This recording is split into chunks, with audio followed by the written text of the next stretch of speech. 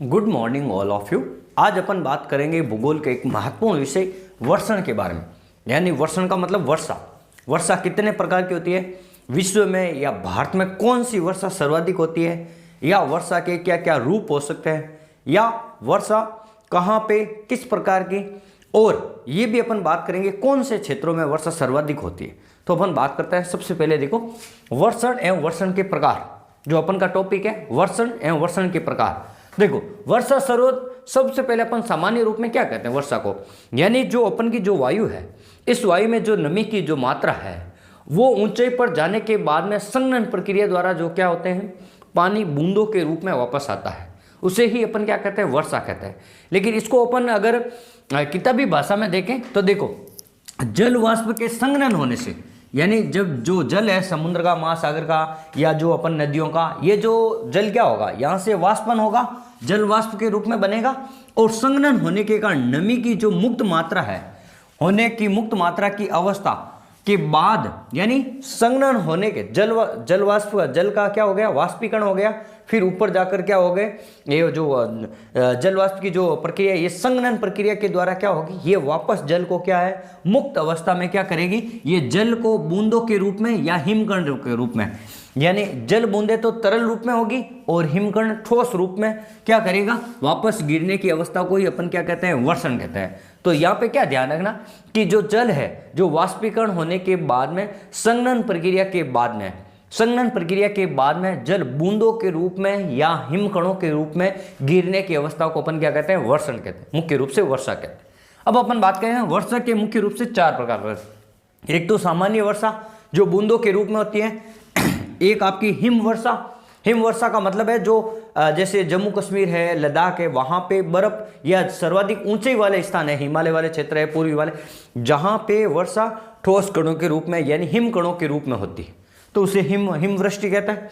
एक होता है सहिम, स लगा है तो इसका मतलब है ये जो सहिम का मतलब जहाँ पे वर्षा बूंदों जल के रूप में, जल की बूंदों के रूप में और हिम दोनों के रूप में होती है, उसे अपन सहिम वर्षा कहते हैं। और एक वर्षा का प्रकार दिया हुआ है करकापात वर्षा, यानी इसमें ओले वगैरह पड़ने की संभावना है, इस प्रकार की वर्षा को करकापात वर्षा भी कहते हैं। फिर देखो वर्षण के कुछ दो सिद्धांत दिए हुए हैं, एक मेघ अस्थिरता का सिद्धांत या इसे हिमकण सिद्धांत कहते हैं। तो आपको ध्यान रखना मेघ अस्थिरता का सिद्धांत या हिमकण का सिद्धांत ये वर्षा से संबंधित है, और ये वर्जरोन और फिंडीसेन ने दिया था। एक होता है सलियन या टकराव सिद्धांत। वर्षा का सलियन या टकराव सिद्धांत किसने दिया था, तो ध्यान रखना बोवेन। यानी सलियन का मतलब जुड़ना, यानी छोटी छोटी जल की बूंदें जुड़ के क्या होगी बड़ी बूंदों के रूप में बारिश करेगी। और टकराव का मतलब कभी कभी बड़ी बड़ी बूंदें हैं वो आपस में टकरा के छोटी छोटी बूंदों के रूप में भी बारिश करती है, तो इसे अपन क्या कहते हैं सलियन या टकराव का सिद्धांत बोवेन ने दिया था जो वर्षा से संबंधित है। अब अपन मुख्य रूप से बात करते हैं उत्पत्ति के आधार पर वर्षा के मुख्य रूप से तीन प्रकार होते हैं, और इन तीनों में से आपको यहां से प्रश्न हमेशा पूछे जाते हैं। देखो पहली वर्षा है सहवन्य वर्षा, दूसरा नाम दिया हुआ पर्वतीय वर्षा, और तीसरा दिया हुआ चक्रवाती वर्षा। तो देखो सहवन्य वर्षा का मतलब है ये कहां पर होती है, ये आपके भूमध्य रेखा के क्षेत्र होता है, भूमध्य रेखा पर या विषुवत रेखा के जो क्षेत्र है 0 डिग्री वाला, इस यहाँ पे तापमान यानी गर्मी ज्यादा पड़ने के कारण यहाँ पर क्या वाष्पीकरण की प्रक्रिया ज्यादा, यानी जैसे ही पवने गर्म होकर ऊपर उठेगी और एक निश्चित ऊंचाई पर जाकर क्या होगी ठंडी होगी और आर्द्रता ग्रहण करेगी, और इस प्रकार की जो प्रक्रिया है यानी गर्म होना पवन का और धीरे धीरे ठंडी होना और ये फिर संघनन के द्वारा बारिश करना, ये प्रक्रिया कहलाती है सहवन्य वर्षा। और सहवन्य वर्षा विश्व में सर्वाधिक कहाँ होती है, तो ध्यान रखना है जो आपके विषुवत रेखा के क्षेत्र है, भूमध्य रेखा के क्षेत्र है, वहां पे सर्वाधिक होती है। और ये वर्षा लगभग दोपहर 2 बजे के बाद में 4 या 5 बजे तक ये बारिश प्रतिदिन होती है, रोज होती है, निरंतर बारिश होती है। तो ये वाला जो क्षेत्र है भूमध्य रेखा वाला क्षेत्र है, यहाँ पे रोज प्रतिदिन बारिश होती है, क्योंकि यहाँ गर्मी बहुत ज़्यादा है, और गर्मी ज़्यादा होने के बाद में जो प्रक्रिया थोड़ी देर बाद में क्या होती है, यहाँ पे 2 से 4 बजे के बाद में प्रतिदिन बारिश होती है और जोरदार बारिश होती है, मूसलाधार बारिश होती है। तो सहवन्य वर्षा भूमध्य रेखा पे होती है और सर्वाधिक बारिश होती है, प्रतिदिन बारिश होती है। फिर आता है पर्वतीय वर्षा। पर्वतीय वर्षा का मतलब है जैसे कोई ये पर्वत है, ये कोई पर्वत है, अब पर्वतीय वर्षा यानी जो पवने हैं, जैसे मान लो सागर से जो पवने स्थल की ओर बढ़ रही है, जैसे अपन मान लो ये आपका पश्चिमी घाट है, पश्चिमी घाट, और ये आपका हिंद महासागर है, इधर समुद्र है हिंद महासागर। तो ये क्या करेगी, ये पौने इस प्रकार से आएगी। तो ये जो जब ये पर्वत के पास में आएगी तो ये क्या करेगी, धीरे धीरे ऊपर उड़ जाएगी, और इस पर्वत से टकराने के बाद इस स्थिति में यहाँ टकराएगी। तो यहाँ टकराने के बाद में यहाँ क्या करेगी, पर्वतीय इलाकों के जो पवन के सामने वाला मुख है, अब उस अभिमुख के पास में यहाँ सर्वाधिक बारिश करेगी। तो ये जो पर्वतीय वर्षा का मतलब है, यानी जो पवने, जो नमी युक्त आर्द्रता युक्त जो पवने हैं, जब पर्वत से टकराएगी तो वहां बारिश करेगी पर्वत के एक और मुख भाग पर, अभिमुख भाग पर, पर्वत के सामने वाले भाग पर, उसे अपन पर्वतीय वर्षा कहते हैं। और जो अभिमुख भाग है वहां पे लगभग 200 से लेकर 300 सेंटीमीटर तक बारिश होती है, ज्यादा भी लगभग, यानी सर्वाधिक बारिश होती है पर्वतीय भाग पे। फिर अपन बात करते हैं इधर वाले भाग, जब ये पवन और आगे बढ़ेगी तो इसका क्या हो जाएगा, इसमें नमी की कमी हो जाएगी, या नमी या आर्द्रता क्या हो जाएगी, आर्द्रता कम हो जाएगी। कम होगी तो इधर यहाँ पे बारिश बिल्कुल कम करेगी, 0 से अपन कह सकते हैं 50 सेंटीमीटर तक बारिश करेगी। और ये क्या कहलाता है, ये पवन विमुखी ढाल कहता है, पवन विमुखी।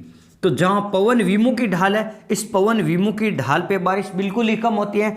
और ये जो भारत की ओर से जो दक्षिण पश्चिम मानसून आ रहा है, मान लो, तो ये वाला जो ढाल है, ये वाला ढाल, ये भारतीय दक्षिण पश्चिम मानसून के लिए ये वृष्टि छाया प्रदेश कहलाता है। क्या कहलाता है, वृष्टि छाया प्रदेश कहलाता है, क्योंकि यहाँ पे बारिश बिल्कुल ही कम होती है, क्योंकि ये प्रदेश पीछे रह जाता है, यहाँ पे बारिश बिल्कुल ही कम होती है। तो वृष्टि छाया प्रदेश यहाँ पे मैंने लिखा, तो यहाँ पे मैंने आपको नाम बता दिया, वृष्टि छाया प्रदेश होता क्या है, यानी पर्वतीय भाग का जो पीछे वाला भाग होता है, पवन के विमुखी भाग, तो जहां पे वर्षा बिल्कुल ही कम होती है, तो उस भाग को अपन, उस क्षेत्र को अपन वृष्टि छाया प्रदेश कहते हैं।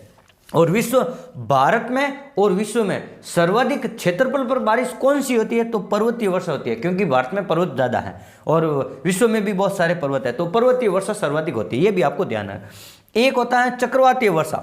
चक्रवातीय वर्षा का मतलब क्या है, यानी जैसे ये समुद्र है, ये वाला समुद्र, इस समुद्री भाग से जब चक्रवात के रूप में जब पवनें ऊपर उड़ती है, और उन पवनों के द्वारा जिन क्षेत्रों में बारिश होती है उन्हें अपन क्या कहते हैं, चक्रवातीय वर्षा कहते हैं, यानी चक्रवात के द्वारा। जैसे अपन क्या कहते हैं, अपन के जो हरिकेन है वगैरह, हरिकेन है, एक अपन कहते हैं, अपन के यहाँ पे इसको कहते हैं साइक्लोन कहते हैं, और एक होता है टोर्नेडो होता है, और एक होता है टाइफून। ये क्या है, इनसे जो बारिश होती है ये सारे क्या है, चक्रवात के रूप है। चक्रवात के प्रकार अलग अलग देशों में, अलग अलग क्षेत्रों में इनके नामकरण है। तो इनके द्वारा जो बारिश होती है उन्हें अपन चक्रवाती बारिश कहते हैं। जो अपन के सर्दियों में जो भारत के उत्तर पश्चिमी भारत के जो बारिश आती है, तो जो रबी की फसल के लिए जो पश्चिमी विक्षोभों द्वारा, तो वो भूमध्य सागर से ऊपर उठा हुआ शीतोष्ण कटिबंधीय चक्रवात है, उनके कारण वर्षा होती है। तो ये भी ध्यान रखना, चक्रवातीय वर्षा किस प्रकार की होती है, यानी समुद्री भागों पर जहां पर ये जो चक्रवात के रूप में ये पवनें ऊपर उड़ जाती है, और वो जिन क्षेत्रों में जाके बारिश करती है उन्हें अपन क्या कहते हैं, चक्रवातीय वर्षा कहते हैं। इस प्रकार की वर्षा को अपन क्या कहते हैं, चक्रवातीय वर्षा कहते हैं। और चक्रवात के नाम मैंने यहाँ पे बता दिए, टाइफून है जो चीन, जापान या दक्षिणी चीन सागर या प्रशांत महासागर इन वाले क्षेत्रों में आता है। हरिकेन आपके मेक्सिको की खाड़ी में आता है, कैरेबियन सागर में। साइक्लोन आपके हिंद महासागर में आता है, बंगाल की खाड़ी में। और टोर्नेडो जो हरिकेन का जो विस्तृत रूप होता है, जिसे अपन टोर्नेडो कहते हैं, और टोर्नेडो को जल स्तंभ के रूप में भी जाना जाता है।